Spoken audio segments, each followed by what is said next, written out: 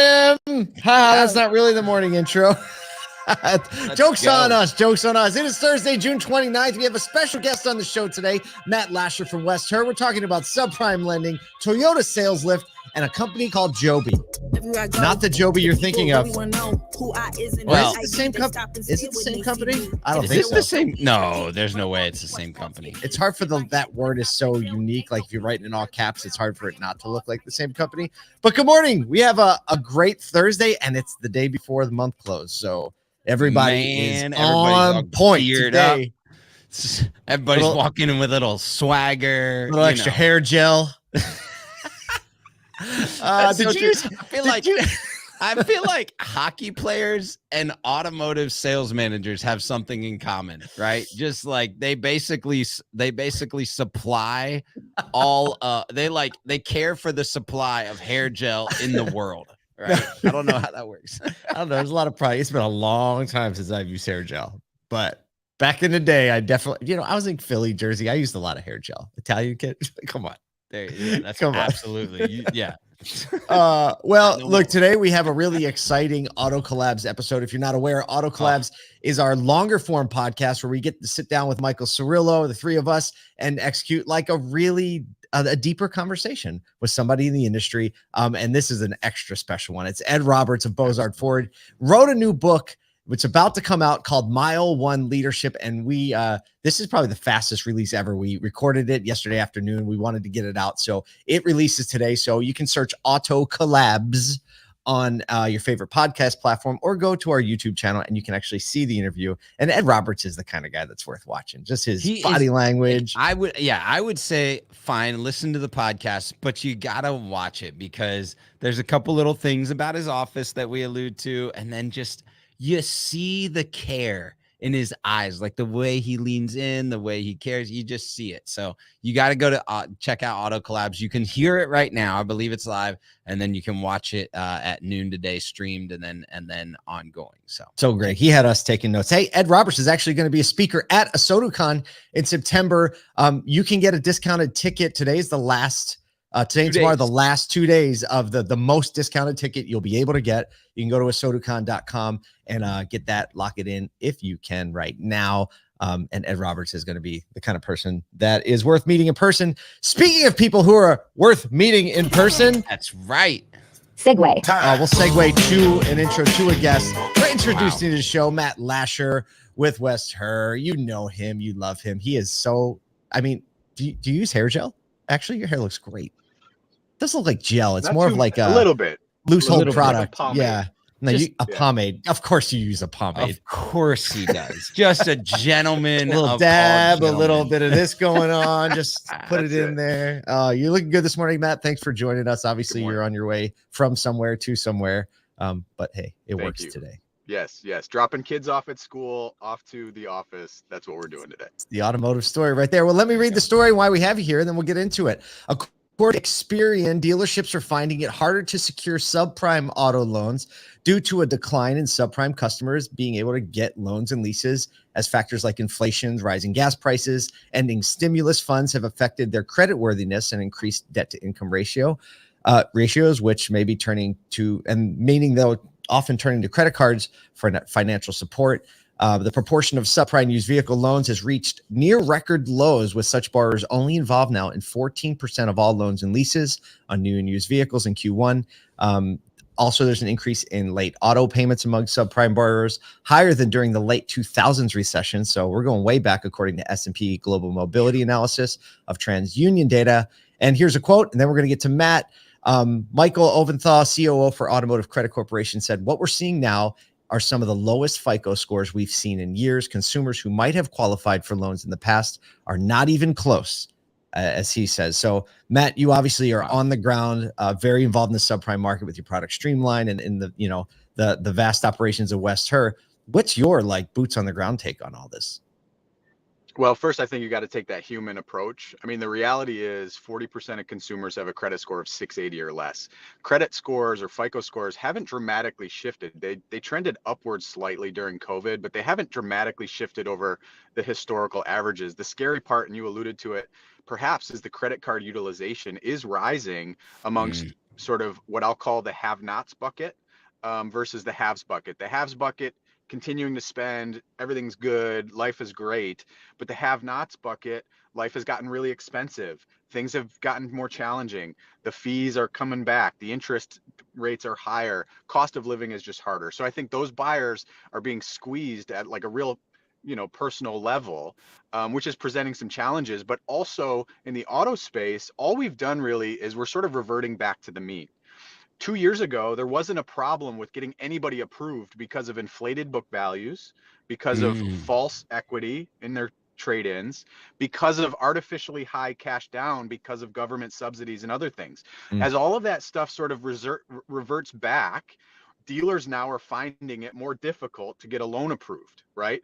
But this is all about understanding the lender. The lender is trying to mitigate risk, right? Risk. Now, what that means is sort of subprime borrowing, right? However, I think the lenders, perhaps, if I could just broadly say, have overreacted slightly because there's so much uncertainty about the future. People aren't right. sure what the health of the economy will be in 6 months. So these lenders and the leaders at the banks have to think of like, okay, if the economy collapses in 6 months, what happens to my auto loan portfolio?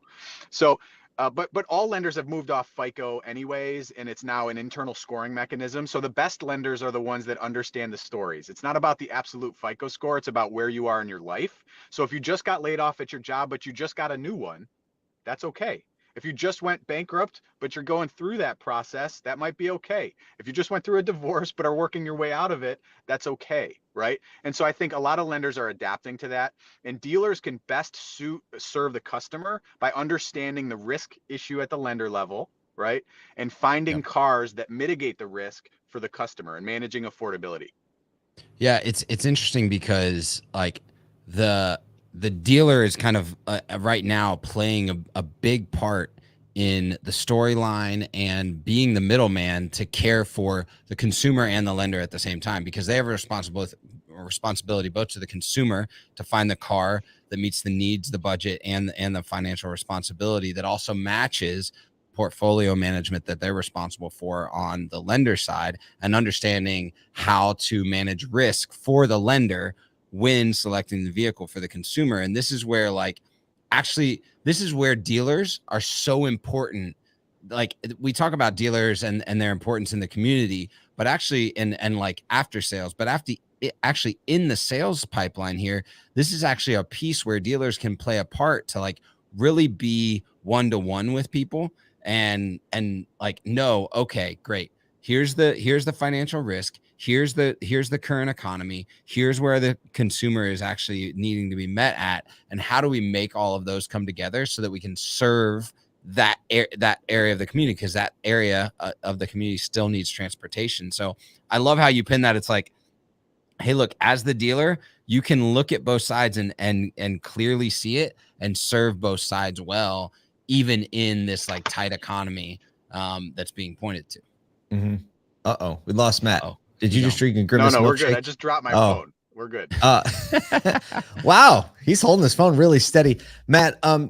So I think there's a couple cool things going on here from your perspective. Obviously, Herr, one of the dealership groups that basically built a software product to solve a problem that they were having. This specific problem is one that you all have built a product for. It's not a sponsored post, but Streamline is the name of the product. And you've really focused in on this area. Can you just tell us why you built the product the way you did, like what it actually does? Because it solves a pretty simple, it's like a very linear, simple solution for this product. I mean, for this problem. You have to be able to communicate the why to affordability. So if you can transparently explain to consumers, these are the cars that you can afford and get approved on in a way that's transparent, easy to understand by both sides, inexperienced salespeople, customers as well, right? If you can communicate the why in a way that makes sense to both sides, you can find a solution, right? Consumers do not understand that the $10,000 used car is now $20,000. They don't understand that interest rates have gone from 3% to 9%. They don't understand that they thought they had equity and no longer do.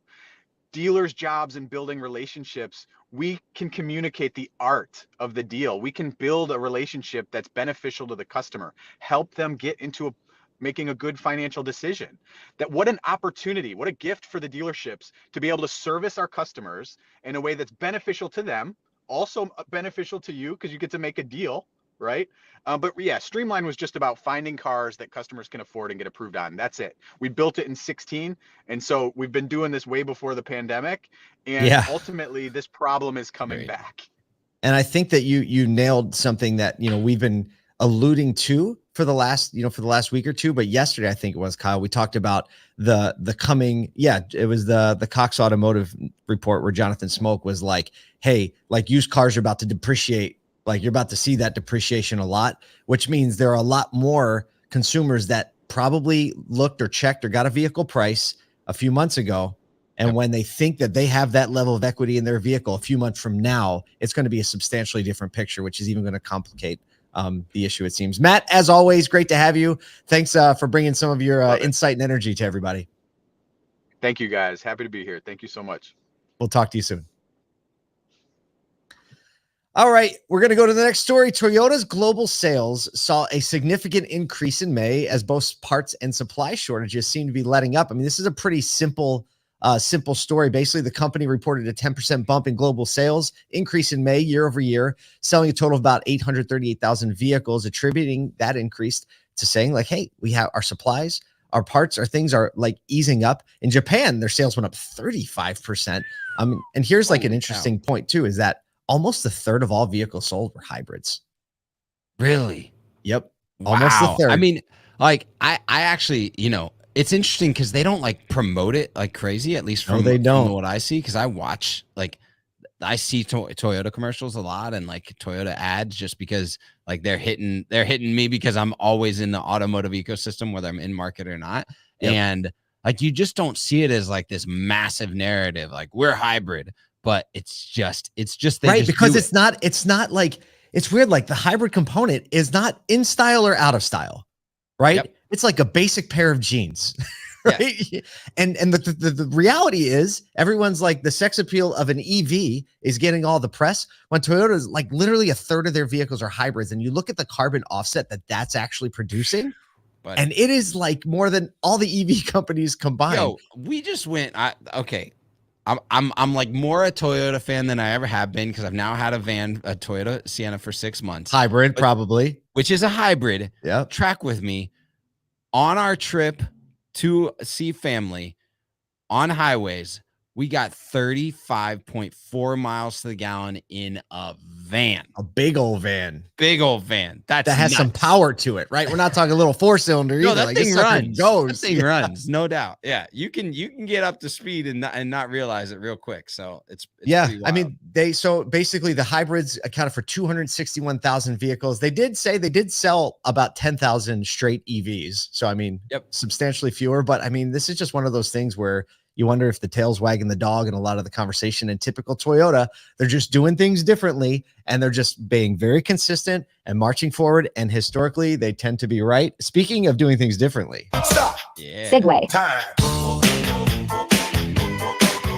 All right, we got some more air travel coming up. I thought it was awesome. Here we go. So California-based Joby Aviation has received approval from the FAA to begin flight testing its electric air taxi prototype, moving closer to commercial operations, targeted for, track this, 2025.